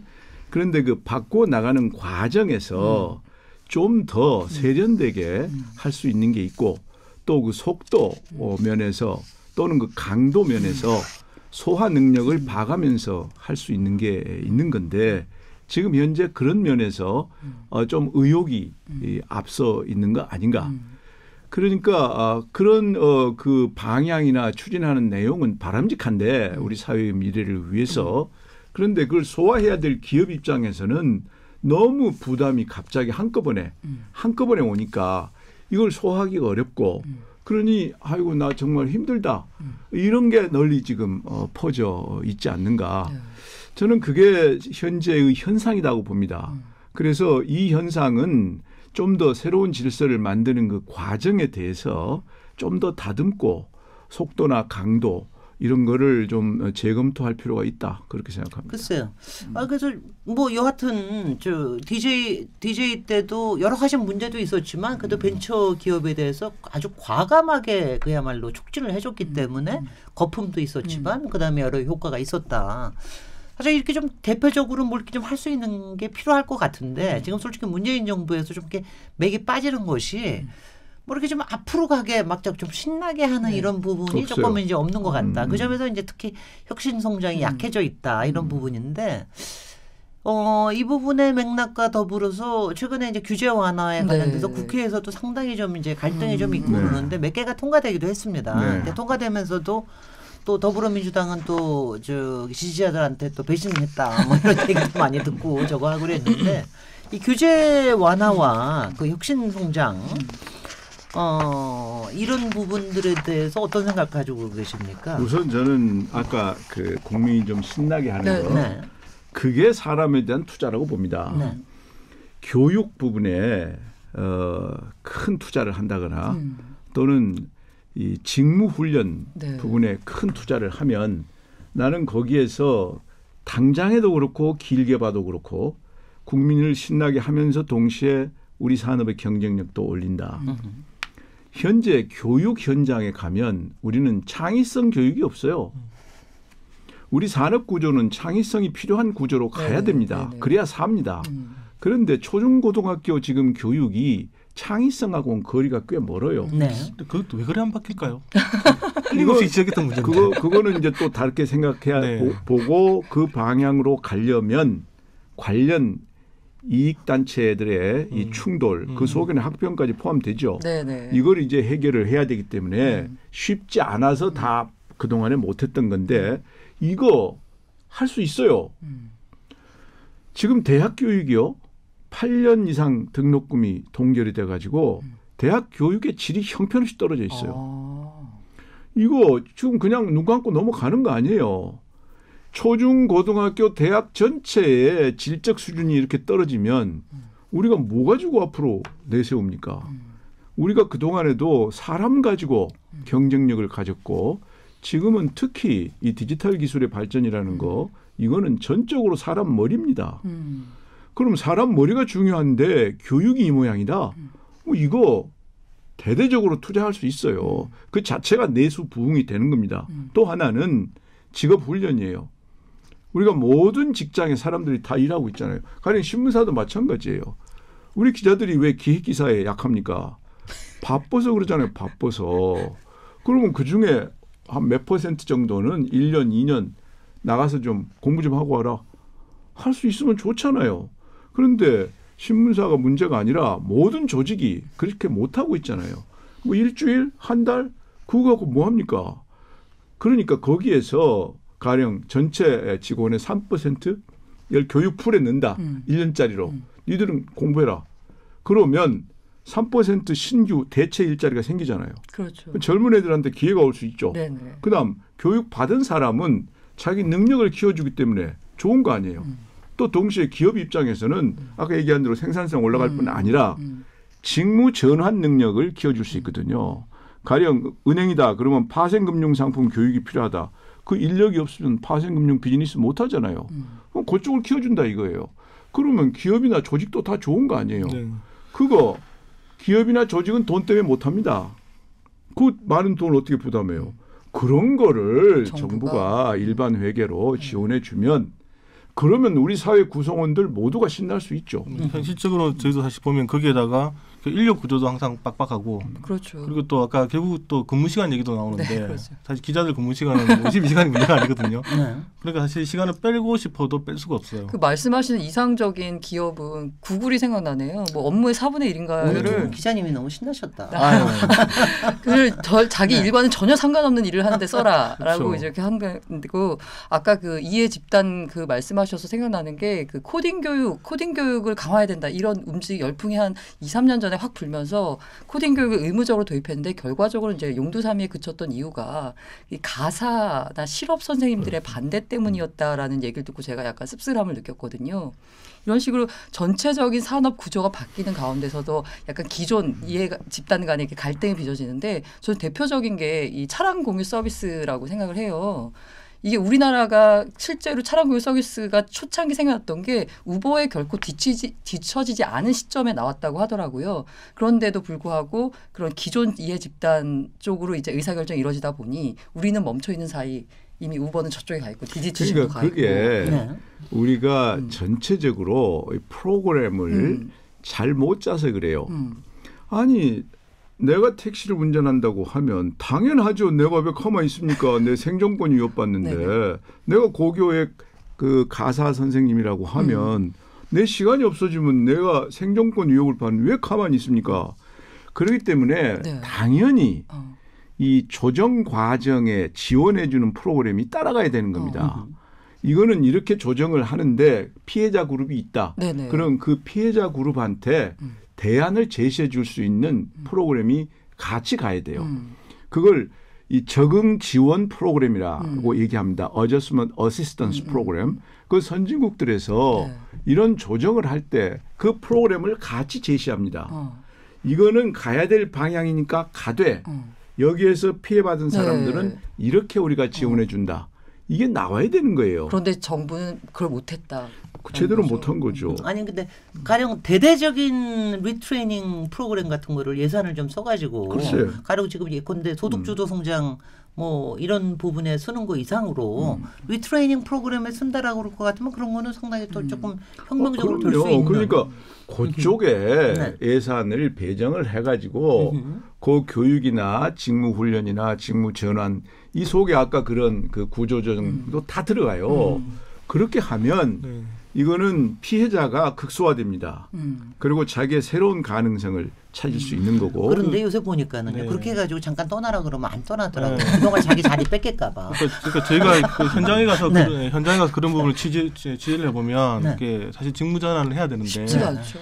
제공할 수 있는 프로그램이 한정이 돼 있고 또 직무 전환을 해서 갈 수 있는 자리들이 몇 가지가 없다 보니까 근데 뭐 내가 나이가 40, 50인데 지금 와서 내가 뭘 어떻게 배워서 또 새로운 잡으로 갈 수 있겠느냐. 그러니까 그게 우리 사회의 현재까지의 고정관념이에요. 좀 이따 혹시 얘기 나올까 하다가 지금 나와서 얘기하는데 싱가포르 같은 경우에는 미래 전략 지도를 만듭니다. 그래서 가령 금융업이 앞으로 네. 어떻게 바뀔 거냐. 금융업이 앞으로 이렇게 바뀔 거다. 그러면 거기에 필요한 인력과 직무는 뭐냐 분석을 합니다. 그래서 거기에 맞게 교육과 훈련을 해서 맞춰줘요. 이 계획을 갖고 있어요. 그쪽은 2004년부터 그런 계획을 관할하는 기구를 만들어서 그걸 합니다. 우리가 지금 전혀 그런 데 대한 이 개념이 정립이 안 돼 있기 때문에 나보고 뭐 난 그럼 어떻게 해? 뭐 이러는데 그거를 잘 만들면 모두가 불안하지 않고 동시에 그러면서 경쟁력은 올라가기 때문에 이거를 하면 우리 모두가 신날 수 있고 저는 이 정부 초기부터 이거 주장했어요. 네. 그 경쟁력이라는 말은 하도 그동안 또 나쁘게도 쓰여서 저는 좀 쓰고 싶지는 않은데 문재인 정부가 확실히 좀 들어야 될 거는 이제 형평과 복지에 대해서는 상당히 좀 이제 많이 뭐 국민들한테 표도 많이 없고 뭐 그거에 대해서는 신뢰감이 좀 쌓인 것 같은데 이른바 뭐 저는 4차 혁명이라는 말도 하고 싶지 않고요. 그러니까 기회. 새로운 기회를 만드는 이 능력, 기회 역량에 대한 부분은 문재인 정부가 확실히 모자라는 건 사실인 것 같습니다. 그래서 그런 부분에 또 김광두 부의장님 더 역할을 해주실 것 같다는 생각도 들고요. 저희도 뭐 힘을 주실 거죠. 뭐 하면은 많이 또 기사로 또 서포트도 해주시고. 그건 정말 제가 아까 말씀드린 네. 그 교육, 사람에 대한 투자 이런 내용은 우리가 정말 이건 열심히 해야 될 일입니다. 저도 좀 그럴 것 같고요. 그런 점에서 그 지난번에 이제 국회 통과한 규제개혁법, 인터넷 전문 전문 은행 특별 특례법 뭐 이런 부분에서 생겼던 그 논란에 대해서는 어떻게 생각하십니까? 그리고 이제 그 특례법이라는 걸 만들고 또 이번에 3개 법을 통과시켰잖아요. 네. 그런데 그 내용이 백과사전입니다. 그 백과사전이라는 거는 모든 이해 당사자의 의견을 다 반영하다가 보니까 그렇죠. 이게 백과사전이 됐거든요. 그래서 제가 구체적으로 몇 가지만 말씀드릴게요. 우선 이번에 통과된 그 3법 중에 예를 들면 일시적으로라도 허가해 줄 때 첫째 관계 행정기관 검토 참여 이게 필요 조건으로 돼 있어요. 네. 아니 그러면 그동안에 문제가 뭐였습니까? 이 행정기관에서 계속 붙잡고 있어서 이게 문제가 된 건데 이걸 해줄 테니 관계 행정기관이 검토하고 참여는 반드시 해야 된다. 뭐 이게 됩니까? 또 우선 허용 규정이 있는데 그 똑같은 그 법 속에 생명과 안전에 대해서 위해될 경우에는 제한할 수 있음. 뭐예요 이거? 이거 뭐예요 이거? 우선으로 허용해 준다 그래놓고 생명과 안전에 위해될 경우는 제한할 수 있다. 뭐 생명과 안전에 위해될 경우라고 딱 붙이면 아무것도 안 된다는 얘기 아니에요. 또 그렇게 안 해놓으면 공무원들이 난리납니다. 그러니까 이게 말하자면 전부 책임 안 지겠다는 네네. 얘기거든요. 또 더 재밌는 거. 이 규제 특례 사업을 위해서 책임 보험에 가입하라고 돼 있어요. 네. 그런데 그 상품이 없습니다. 왜냐하면 그런 거 해본 적이 없기 때문에. 그렇죠. 그렇죠. 그런데 그럼 이 상품 당장 만들면 될 거 아니야. 네. 보험회사에서 이거 그렇게 쉽게 안 만듭니다. 리스크가 너무 크죠. 그러니까 뭐예요 이거. 뭐 해라 해놓고 책임보험에 가입해라. 책임보험에 그런데 가입하려면 수 없다. 없으니. 공무원적인 법이네. 이런 겁니다. 지금 현재 아까 그 인터넷 은행도 마찬가지 네, 네. 타협의 그거 산물이거든요. 모든 사람의 의견을 법에다가 다 넣어놓으니까 이것도 아니고 저것도 아니고 만드나 마나 이런 법을 지금 만들고 있어요. 네. 그 이래갖고 되겠습니까? 그러니까 우선순위가 있으면 이거는 이것이 90이고 이게 10이니까 10은 포기하자. 이 정도는 있어야죠. 전부 다 반영하자. 전부. 그 죽도밥도 아니고 아무것도 안 되는. 이게 지금 현실입니다. 네. 근데 그 일단 뭐 전반적으로 우리나라 뭐 사회적인 뭐 법체계라든가 그 다음에 어떤 생각의 그러니까 뭐랄까요 특징에서도 비롯된다고 보는데 네. 상당히 동의를 합니다. 그러니까 어떤 부분에서는 보면 서양 같은 경우 이런 경우가 있잖아요. 일단 앞에 다 풀어주고 다만 사고가 생기면 확실하게 책임을 묻는 책임이죠. 거. 네. 근데 우리 같은 경우는 이 사고가 나더라도 그러니까 처음 시작할 때도 물론 많은 권한을 안 줍니다만 사고가 나더라도 끝까지 책임을 묻는 경우가 별로 없거든요.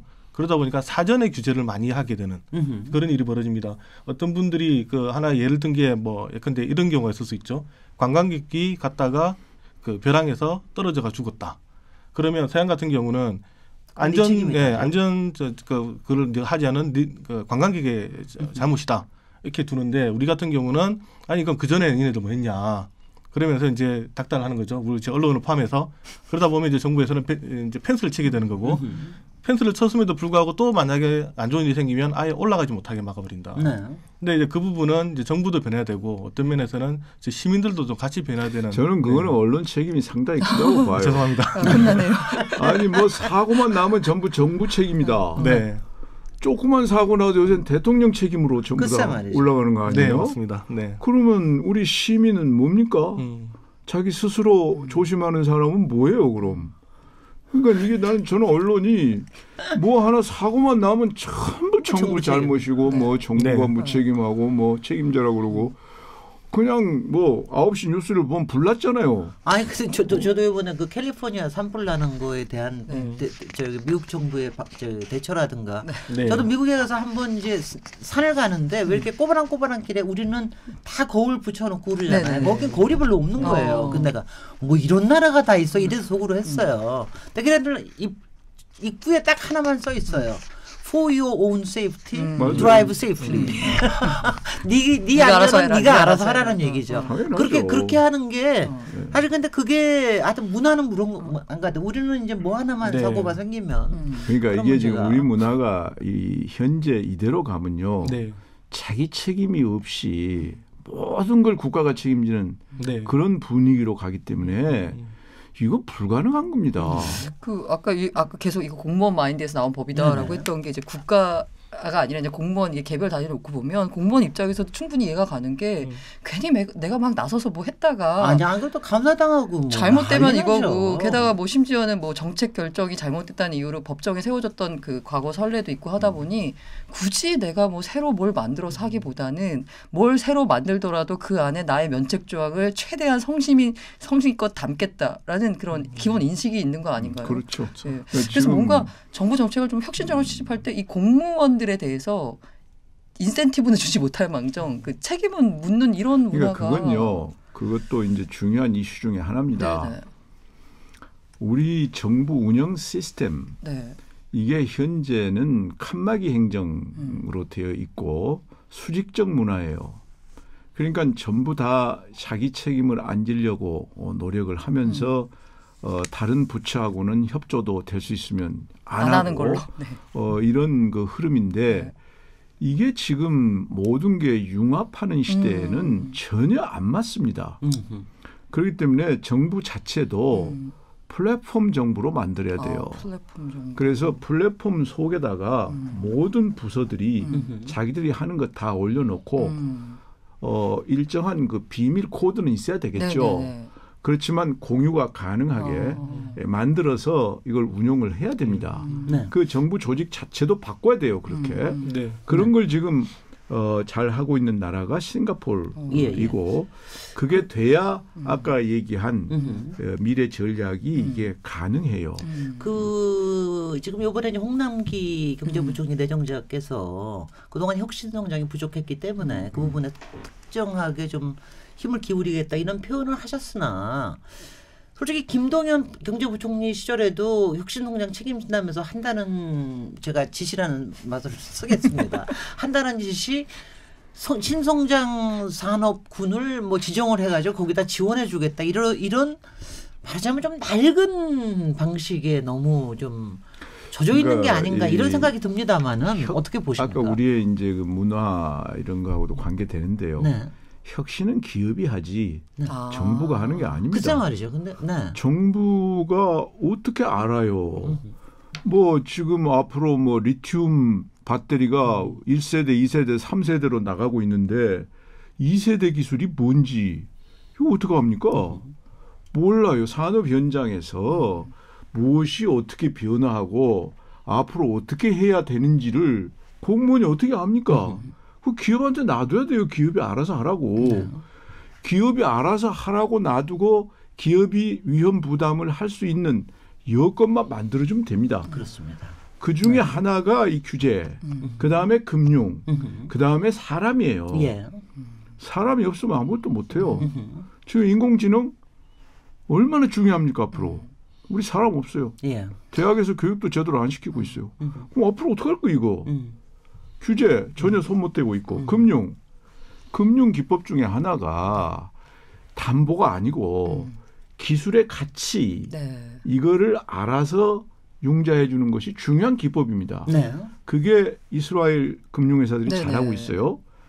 우리는 그거 못해요. 절대 안 하죠 은행이. 못해. 왜? 우선 평가하는 기술이 좀 제한돼 있어요. 기술 신보 같은 데에서 많은 노력을 하고 있는데 거기만 하고 있습니다. 아직 제한돼 있어요. 네. 그러니까 박근혜 대통령 시절에 기술 금융을 많이 하라 그러니까 창조 경제 한다고 네. 네. 기업 은행에서 많이 해줬죠. 근데 그건 어카운팅상 이 계정상 기술 금융이지 그 내용을 들어가 보면 부동산 금융이죠. 한 80%가 부동산 금융이거든요. 담보가 있어야 돼요. 담보가 있어야 돼요. 그러니까 정부가 할 일은 이런 부족한 인프라를 빨리 까는 겁니다. 네네. 즉 그걸 안 하고 있어요. 그러니까 이거는 다음번 정부도 어려울 겁니다.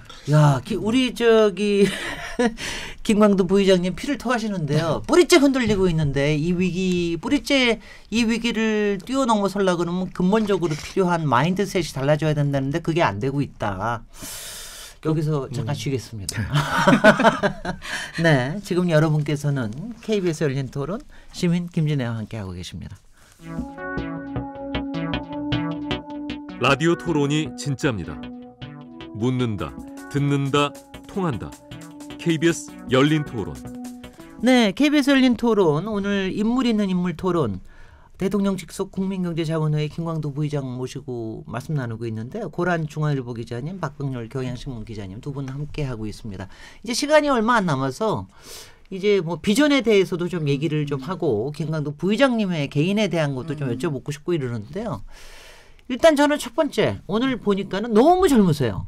뭐 은퇴하신 지 학자로서는 은퇴하신 지가 꽤 되셨다고 그러긴 하는데 혹시 지금도 뭐 자문 역할을 하고 계시지만 솔직히 현장에서 직접 뛸 가능성은 없습니까? 왜냐하면 이제 특히 그 진보 정부의 문제이기도 한데요.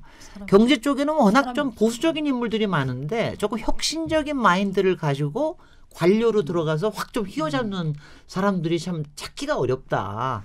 지금 김광도 부의장님 보면 좀 확 잡으실 것 같은데 어떤 뭐 그거 무서울 것 같은데 그거 안 드십니까 어떻게?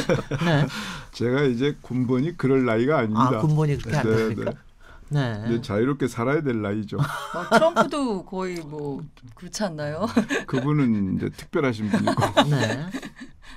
아니 근데 글쎄요 뭐 박근혜 정부 때도 그렇고 문재인 정부에서도 그렇고 사실 이제 나이에 대한 뭐 이런 뭐 선입관이나 이런 게 상당히 좀 없어진 것 같기는 해요. 그 저는 하여튼 그게 좀 아쉽습니다. 왜냐하면 지금 이제 그동안 투톱 논쟁이 네. 났던 것도 조금 혁신적인 마인드를 가지고 있는 학자가 솔직히 기존의 관료 조직에 들어가서 이걸 하기가 너무 어렵다. 그러다 보니까 기존 관료 조직에 있는 사람을 수장으로 쓰게 되고 그러다 보니까 자꾸 갈등 얘기가 나오고 그래서 이거를 좀 넘나들 수 있는 이런 시스템이 우리 사회에도 좀 필요한 게 아니냐 뭐 이런 생각을 평소에 합니다만 사실 뭐 자문이 부의장 역할도 중요하긴 하지만 어쨌든 자문을 해주는 거잖아요. 그게 네. 아니라 플레이어로서 직접 뭐 정책실장이라든지 뭐 이런 뭐 경제수장이라든지 돼서 직접 내가 플레이어로 뛰어서 내가 구상한 설계도로 내가 직접 집을 지어보겠다라는. 그 이제 제가 젊으면 그런 욕심을 가져보겠는데요. 우리 선배님들 보니까 75세부터 조금씩 약해지시고 80세 넘어가면 이제 현저히 약해지시고 제가 지금 제 나이로 봐서 앞으로 재밌게 살 그 시기가 그렇게 오래되지 않아요. 그러니까 이제부터는 재밌게 사는 방향으로 생각하고 있습니다. 근데 힘 있는 자리에 가서 힘 휘두르시면 굉장히 재밌으실 텐데. 그러면 막 나온다고 그러던데 호르몬이 막 나온다고. 트럼프가 왜 그러겠어요? 근데 네. 그 자체가 스트레스죠. 예. 그건 네, 말할 어떻게 것도 보면 없고요. 우리 사회 고문 역할이 빡빡하게 상당히 필요합니다. 네. 최근에 보면 저희도 어떤 경험에 따른 어떤 뭐랄까요 한 수 좀 가르쳐 주십시오 할 분들이 사회에 점점 없어져요. 네. 네, 그런 분들이 많아야 정말 좀 튼튼한 그 국가가 될 수 있기 때문에 네. 저 부의장님처럼 이렇게 좋은 말씀을 많이 해주는 분도 저는 반드시 좀 필요하다 봅니다. 네네. 저는 이제 학교에 아직 석좌 교수직을 가지고 있고요. 네. 그래서 학교에 가서 생활을 기본으로 하고 제가 만든 국가미래연구원이 있습니다. 그거를 좀 더 발전시키고 그게 이제 제가 생각하는 겁니다. 혹시 국가미래연구원이나 이런 데서는 요새 솔직히 저는 요새 진보와 보수의 특히 경제 쪽에서는 그런 프레임 자체가 필요 없는 게 아닌가 싶은데 솔직히는 경제학자들은 그런 프레임 없이 좀 서로 모여서 얘기하고 그럽니까? 그걸 어떻습니까? 제가 시도했었죠. 네. 그러니까 이 정부 들어가기 전에 장하성, 김상조 두 네네. 분이 하는 경제개혁연대라고 있습니다. 네네. 예예. 그거하고 저희 국가미래연구원하고 보수와 진보의 대화 이걸 시리즈로 네. 올해 했었어요. 그 네. 중앙일보도 네, 후원을 네, 네. 했고 한겨레 신문하고 중앙일보가 공동으로 하는 네, 네, 뭐 이게 보수와 그거 진보니까 그 상당히 의미가 있었고 그분들 둘이 안 들어가고 제가 안 들어갔으면 지금까지 계속 그거를 했고 그게 더 보람이 있었을 텐데 이렇게 됐습니다. 네. 네네. 네. 들어가시면 좋을 것 같은데 굳고 사양하시네요. 네. 그렇다면 뭐 계속 안 들어가시겠다고 하시니까 그래도 그냥 가정을 하자면 역사에 가정 없다라고 하죠. 가정을 해서 내가 만약에 이런 정책을 결정할 수 있는 책임 있는 자리에 간다라고 하면 가장 먼저 어떤 정책을 입안하고 실행에 옮기시겠는지. 뭐 저는 아까 말씀드린 대로 일단 사람 능력 올리는 거 네. 그게 최우선이고요. 그다음 현재 전 노동 정책에 대해서 네. 좀 고려를 해야 된다고 봅니다. 우리 노동자의 10%가 조직화되어 있고 네. 나머지 90%는 조직화가 안 돼 있어요. 그렇죠. 그런데 우리의 노동 정책은 그 10%가 중심으로 흘러간다. 좌지우지하고 나머지 90%를 위해서 뭘 하려고 해도 10%가 반대하면 못하는 현상이 지금 생기고 있어요. 네네. 그래서 이것은 아니죠. 나머지 90%도 목소리를 갖도록 하는 게 그게 더 바람직한 거 아닙니까? 그래서 이 10%의 의견도 중요하지만 나머지 90%의 의견도 노동 정책에 반영될 수 있도록 하는 그런 노력 이게 중요하다고 봅니다. 구체적으로는 어떤 방법이 있습니까? 혹시? 지금 현재 뭐 무슨 위원회를 만들어도 한노총, 민노총은 들어가는데 네. 그건 10%를 대표하지 않습니까? 그렇군요. 나머지 90%를 대표하는 사람들이 별로 들어갈 룸이 없어요. 네네. 근데 그쪽은 조직화가 안 돼 그렇죠. 있으니까 누구를 집어넣을지가. 그렇죠. 그것 때문에 지금까지 못 넣었죠. 네. 근데 그건 노력하면 돼요. 지금 이게 인터넷이 발달된 시대인데 그걸 왜 못합니까? 할 수 있다고 알겠습니다. 봐요. 네네. 네. 혹시 뭐 다른 의견 또 있으십니까? 이제 노동 정책에 대해서는 이제 그 부분에 대해서 저는 솔직히 그 대북 정책이라고 뭐 제가 여쭤보지는 않겠고요. 그러니까 이 문재인 정부 들어와서 사실은 이제 가장 큰 보람이 있고 많은 지지를 얻는 게 사실은 이제 외교와 그다음에 북한 문제인데 최근에 뭐 상당히 좀 이제 좀 주춤하고 있습니다만은 일단은 경협이라는 거창한 말을 붙이지 않더라도 일단 대북 투자나 여러 가지 부분에 교류 협력이 이루어질 것 같으면은 사실 이제 새로운 신성장 동력이죠. 신성장 동력이고 저는 가끔은 이제 무서워합니다. 혹시 그게 갑자기 터지면 실제로 혁신 성장은 다 뒷전을 미루고 다 쫓아갈 겁니다. 저는 그쪽으로 갈 거기 때문에. 근데 어떻게 보십니까? 그 부분에 대해서 가능성을 어떻게 보고 계시는지요? 남북관계는 우선 우리가 이 평화를 추구하는 입장에서 네. 바람직하죠. 현재처럼 이렇게 평화를 유지할 수 있고 더 공고히 하는 거. 경협 문제는 그런데 우리 독자적으로 하기가 어려운 것이 현실입니다. 그렇죠. 미국의 그 제재 이게 풀리지 않으면 우리만 독자적으로 경협 활동을 하기가 어렵죠. 우리가 그거를 위반하게 되면 받아야 될 이 페널티가 그럼요. 너무 크기 때문에 그래서 현재로서는 구체적으로 얘기할 수 있는 단계가 아니다. 근데 만약에 이제 여러 가지 북한하고 미국 협상이 잘 돼서 제재 문제가 해결이 되면 그때는 서로 좋을 수 있는 여러 가지 일들을 할 수가 있고 그럴 때 이제 북한은 돈이 좀 모자라니까 결국은 금융이 중요한 이 역할을 하게 될 걸로 보는데요. 그거는 이제 뭐 ADB도 있고 또 중국에서 새로 만든 그 은행도 있고 또 우리도 수출은행이 있고 그래서 금융 문제는 비교적 괜찮을 것 같다. 그러면 서로 윈윈 할 수 있는 프로젝트를 충분히 할 수 있고 그러면 북한도 좋고 우리도 좋은데 단지 여기서 우리 모두가 이 환상을 가지면 안 된다고 봅니다. 네. 왜냐하면 북한의 노동자들이 생각하는 사고방식이 네. 우리 시장 경제에 익숙한 사람들의 사고방식하고 같지가 않을 걸로 봅니다. 초기에 독일이 통일했을 때 동독 노동자를 서독 회사가 훈련시키는데 어려움을 겪었어요. 부품을 함부로 버립니다. 동독에서 오신 분들이. 그런데 그 부품이라는 게 다 비용이라는 거를 네네. 이분들이 충분히 인식 못하는 거예요. 그래서 그때 통일 직후에 서독의 회사에 가보면 볼트넛 하나는 빵 한 조각, 볼트넛이 3개는 우유 한 병 이렇게 그림을 그려놨어요. 비용 개념을 가르치는 겁니다. 비용 개념을.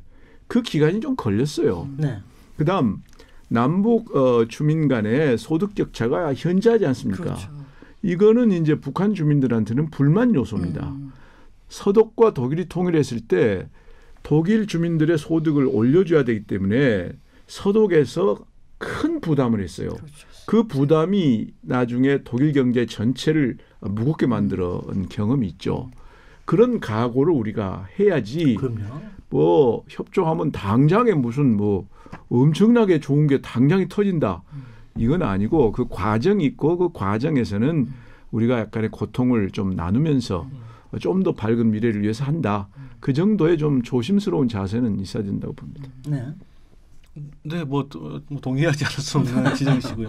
네, 다만 이제 우리가 이제 통일 얘기를 할 때 아까 독일이 통일되는 과정의 어려움 우리가 충분히 얘기를 하는데 그리고 통일되고 나서 이제 10년, 20년이 지나고 나서 지금 또 독일이 EU에서 차지하는 위상을 보면 반드시 가야 할 길이고 그리고 그게 또 경제적으로 보든 정치적으로 보든 사회적으로 보든 우리한테 분명히 플러스가 될 수 있다. 또 이런 또 어떻게 보면 확신이라고 해야 되나요? 근데 그거는 같습니다. 이 경제 환경에 대해서도 함께 봐야 돼요. 네. 통일 독일은 EU라는 완전히 자유로운 무역이 교역이 가능한 큰 경제 공동체의 한 부분입니다. 네. 그렇기 때문에 유럽 전체를 휩쓸 수 있는 경제력을 가지고 큰 거죠.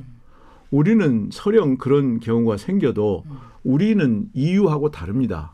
우리는 중국이 있고 일본이 있고 EU처럼 이렇게 자유롭게 경제 활동을 할 수 있는 그런 여건은 아니거든요. 또 중국이 지금 빠른 속도로 성장을 하고 있기 때문에 우리하고의 관계 이것이 경쟁입니다. 지금은. 일본 마찬가지예요.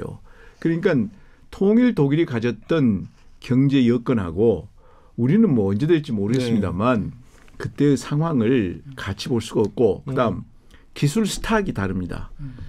그동안에 독일은 축적한 기술이 엄청 많아요. 2차 세계대전의 주전국입니다. 그만큼 기술이 많아요. 우리는 지금 갖고 있는 기술이 그렇게 많지 않아요. 북한도 마찬가지입니다. 이걸 가지고 독일처럼 경쟁력을 가질 수 있느냐. 이것도 생각해야 되기 때문에 피상적으로 통일 하니까 나중에 좋더라. 그럼 우리도 나중에 좋을 거다. 그건 너무 피상적인 거고 네. 통일을 하면 좋죠. 그런데 그 과정 또 그 이후 결과 이거는 좀 더 현실적인 분석 이게 따라야 됩니다. 뭐 같은 얘기인데 제가 얼마 전에 봤던 짐 로저스 같은 경우 또 다른 얘기를 하고 있으니까 그러니까 통일에 대한 그 독일에 대한 사례랑 얘기할 때 지금 짐 로저스의 얘기는 한국이 또 독일과 다른 경우는 과거 이제 독일 같은 경우는 독일을 그러니까 동독을 도와줄 나라가 주변에 없었다. 뭐 폴란드나 러시아 이런 데들밖에 없다 보니까 서독이 상당히 많이 부담을 해야 됐다.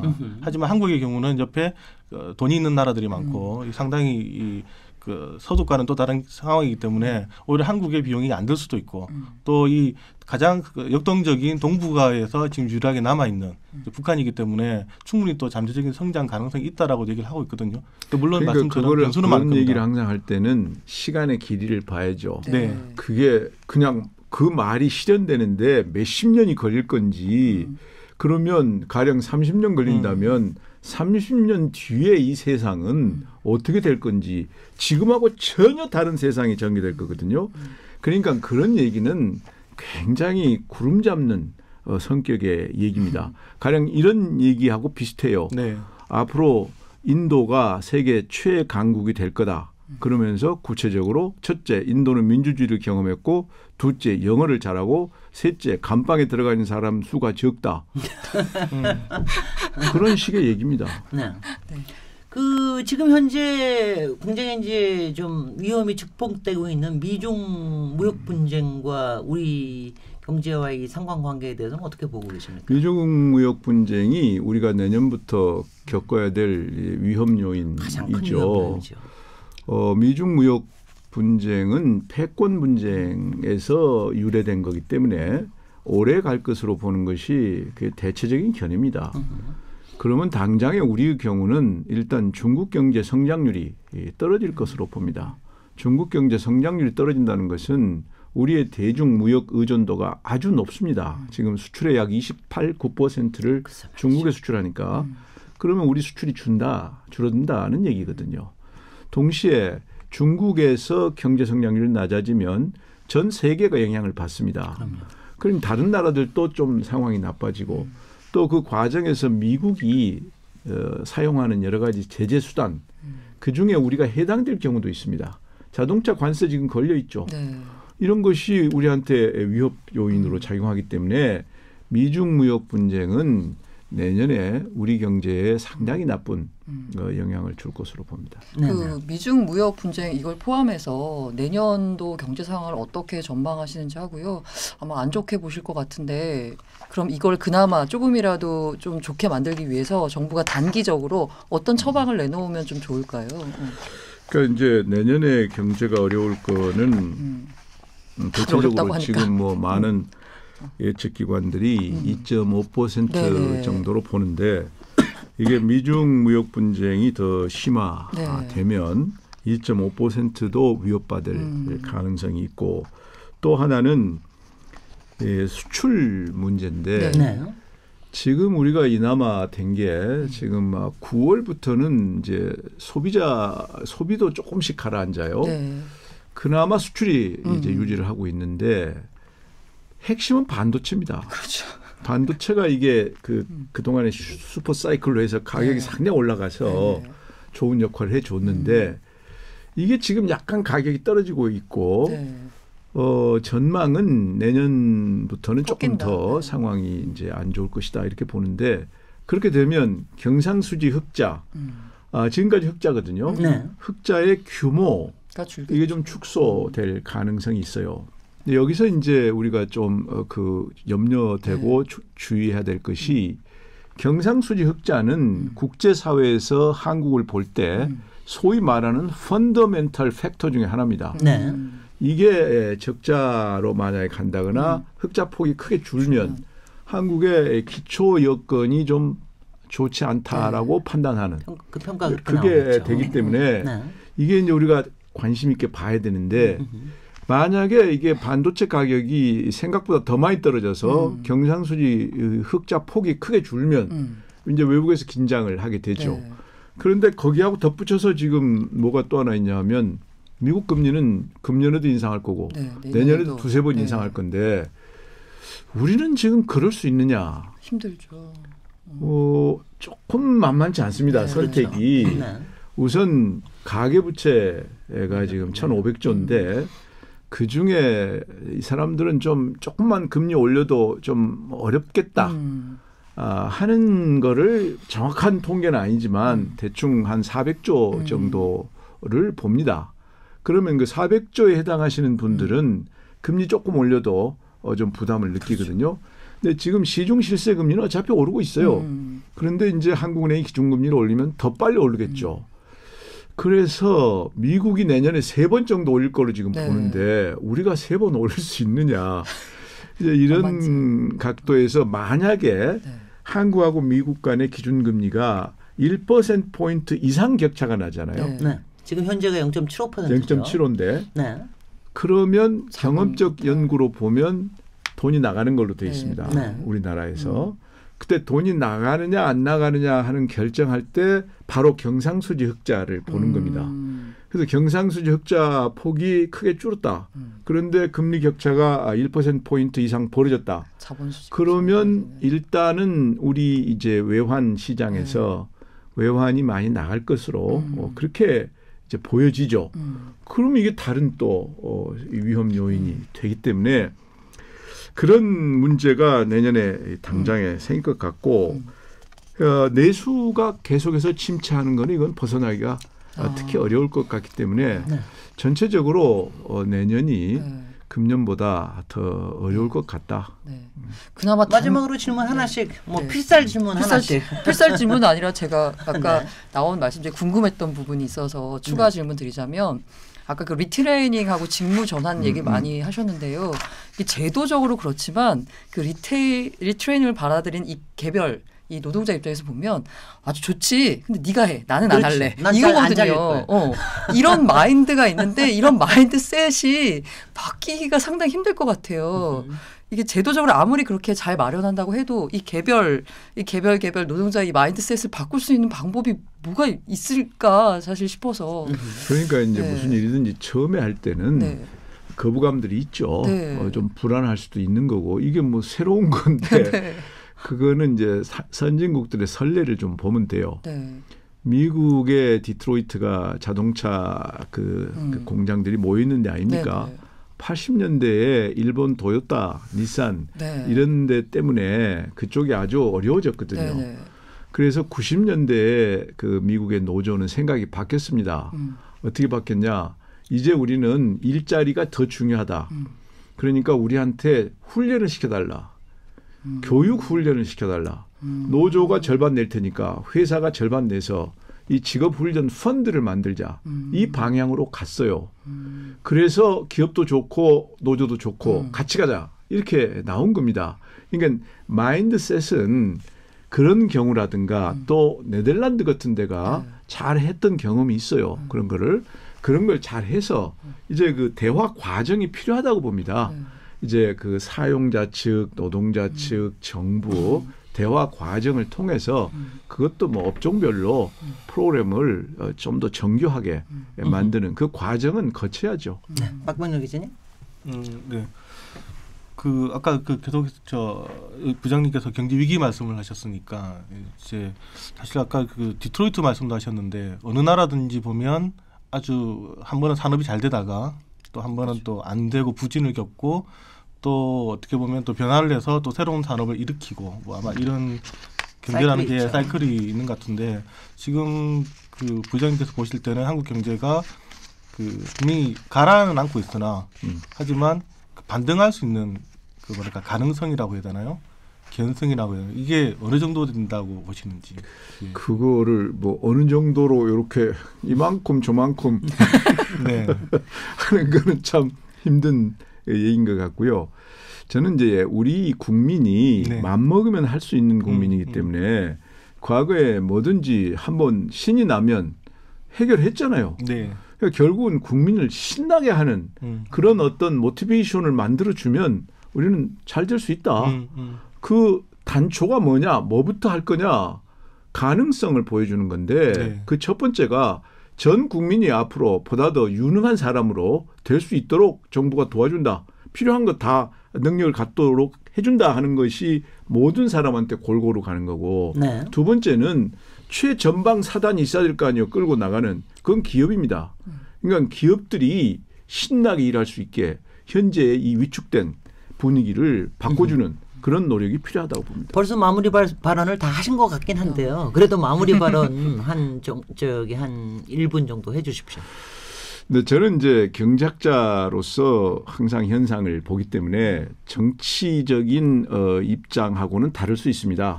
정치인들은 표를 생각할 수밖에 없고 표라는 것이 4년에 한 번씩 돌아오는 국회의원 선거, 5년에 한 번씩 돌아오는 대통령 선거를 의식하면서 의사결정할 수밖에 없죠. 그런데 저는 그런 정치적인 의사결정이 소위 파퓰리즘의 지속 가능성에 대한 고민을 하면서 이루어지면 경제하고 정치가 좀 더 조화로울 수 있겠다. 파퓰리즘에 의해서 정치적 의사결정을 하면 그건 곧바로 베네수엘라 쪽으로 가는 겁니다. 그러면 복지가 지속이 못 되죠. 그래서 복지를 오랫동안 해주려면 파퓰리즘이라는 것이 경쟁력이라는 거를 생각하면서 그 정책을 만들어서 경쟁력과 파퓰리즘 간의 조화 이거를 추구하는 정책을 해야 된다. 그것이 국민한테 좋고 복지를 오래 해줄 수 있는 길이다. 그렇게 생각합니다. 예, 이제 마칠 시간인데요.